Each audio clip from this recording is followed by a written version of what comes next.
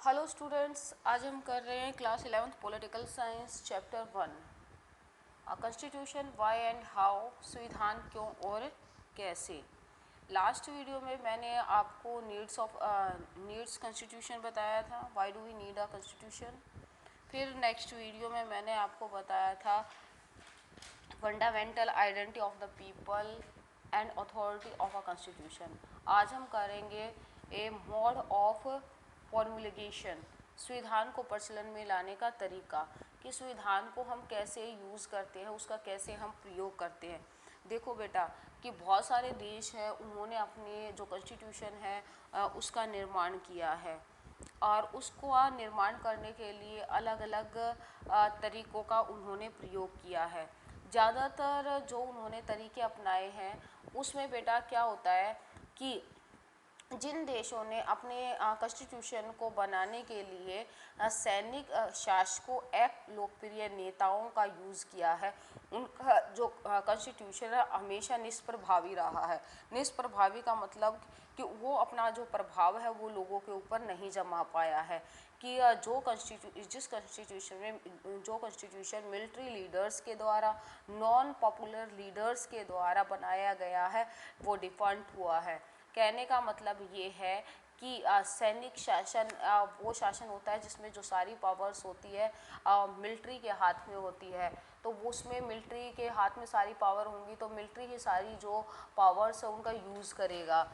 ऐसे ही not popular, अब ऐसे लोग हैं जो कॉन्स्टिट्यूशन का निर्माण कर रहे हैं जिनके ऊपर जो हमारी जनता है उनको बिलीव नहीं है, तो ऐसे लोग जो कॉन्स्टिट्यूशन को बनाएंगे तो ऐसा जो कॉन्स्टिट्यूशन बनेगा उसके ऊपर लोग विश्वास नहीं करेंगे और ऐसा जो कॉन्स्टिट्यूशन होगा वो समय से पहले ही ख़त्म हो जाएगा। और किसी भी चीज़ की वैल्यू तभी होती है जब लोग उस चीज़ के ऊपर विश्वास करते हैं।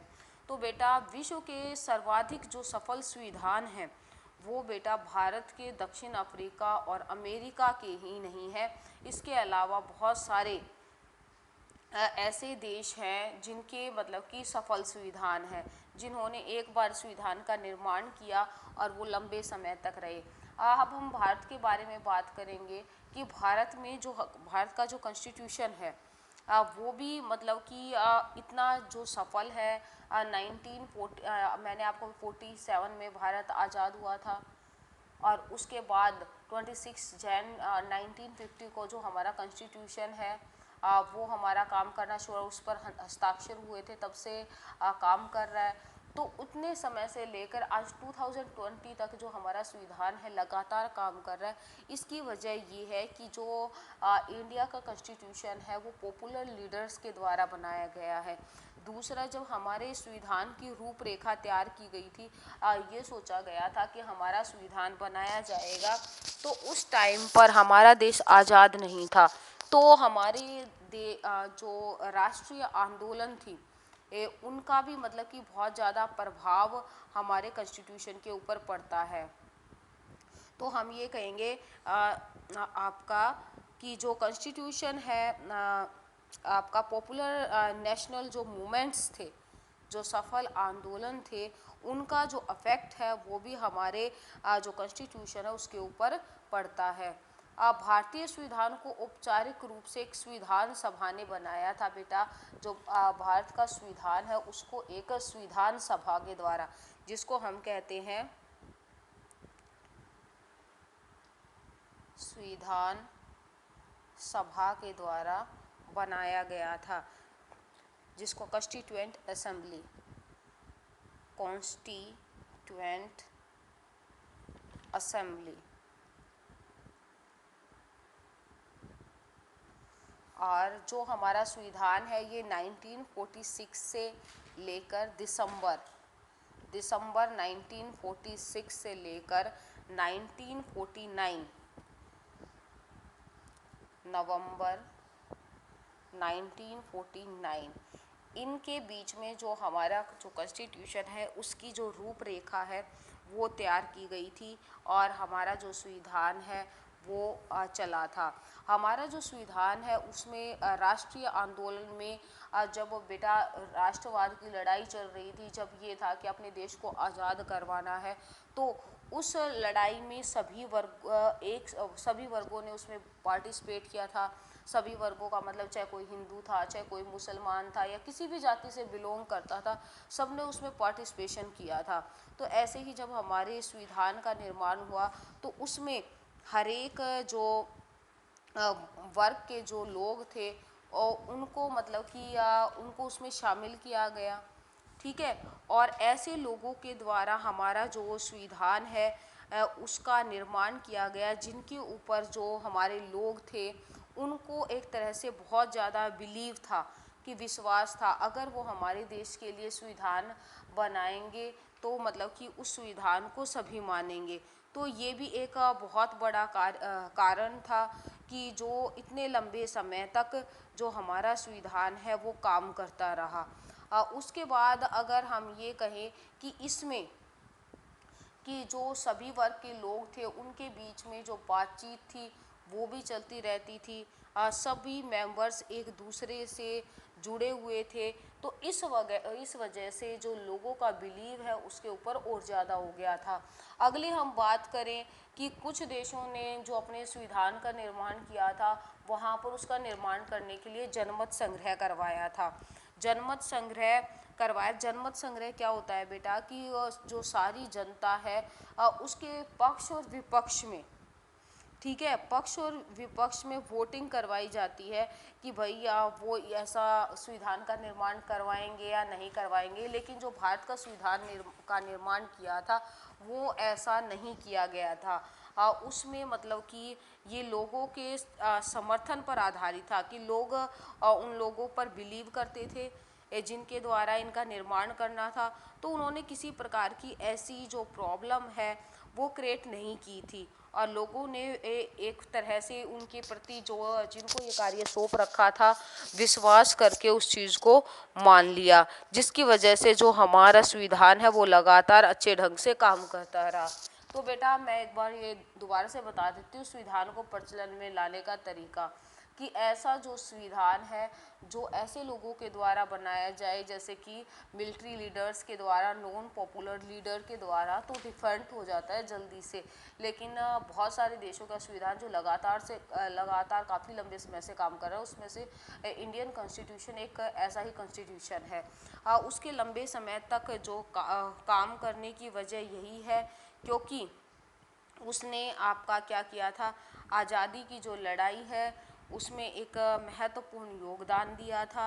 आज़ादी की लड़ाई में मतलब कि जो सभी वर्गों के लोग जो शामिल हुए थे, ऐसे ही सभी वर्गों के लोगों को उसने अपने साथ शामिल किया था। तो अब हम ये करें, it draw upon a long history of the nationalist movement that had a remarkable ability to take along the different sections of India society together, कि इंडिया के बहुत बड़े वर्ग को उसने क्या किया था, अपने साथ किया था। फिर उसके बाद हम ये कहें कि ऐसे लोगों के द्वारा निर्माण किया गया जिनके ऊपर जनता बिलीव करती थी। तो इस वजह से भी जो हमारा कॉन्स्टिट्यूशन है वो लंबे समय तक चला।